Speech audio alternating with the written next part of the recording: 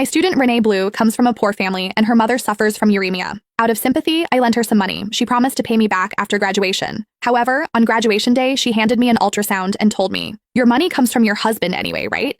I'm pregnant with your husband's baby, so I won't be paying you back. Also, you should step aside." I was in shock because my husband had been dead for 7 years. It wasn't until I saw Renee with my driver that I understood how she got pregnant. On graduation day, I went to congratulate my students as their lecturer. I also planned to ask Renee for the $20,000 I had lent her for school and medical expenses. But when I saw her, before I even said anything, she gave me a look of contempt and said, "Candace, go get your car and take me home." I was a bit stunned. "What did you say?" Renee scoffed, pulled out an ultrasound report, and handed it to me. Confused, I took the document. It said early pregnancy, about 10 weeks along. I was speechless. What were these college students thinking? They think they could treat their lecturer like a chauffeur just because they were pregnant? Why was she acting so entitled? "Renee Blue, your pregnancy has nothing to do with me. Why should I take you home?" Her bestie, Fiona, immediately chimed in. "How can you say that, Ms. Jonah? Renee has difficulty moving around because she's pregnant. If it weren't because your car is nice, comfortable, and safe, we wouldn't even want to ask you." What kind of nonsense is that? What does it matter how nice my car is? Who are you to demand anything from me? I was beyond words and wanted to leave, but Renee blocked my way, arms crossed.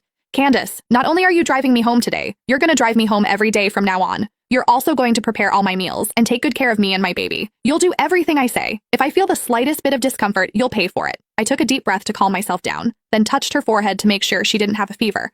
I couldn't help but remark, "If your brain is fried, you should go see a doctor. You're just pregnant, not giving birth to a goddess. Why should I serve you? Your comfort or discomfort has nothing to do with me. You're insane." Fiona and Renee exchanged glances, both looking smug.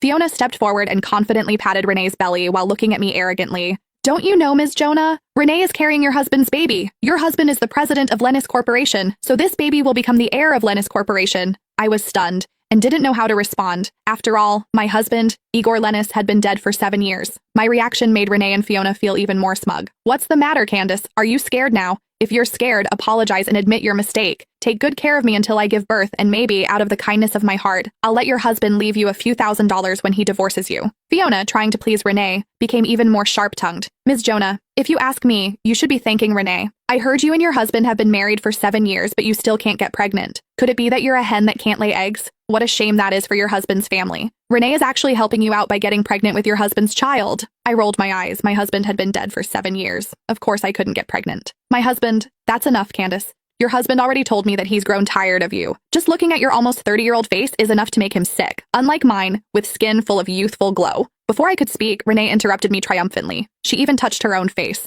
full of vanity. "You must be mistaken. Oh, right, Candace. As for the money I owe you, forget about it. We all know it's your husband's money anyway.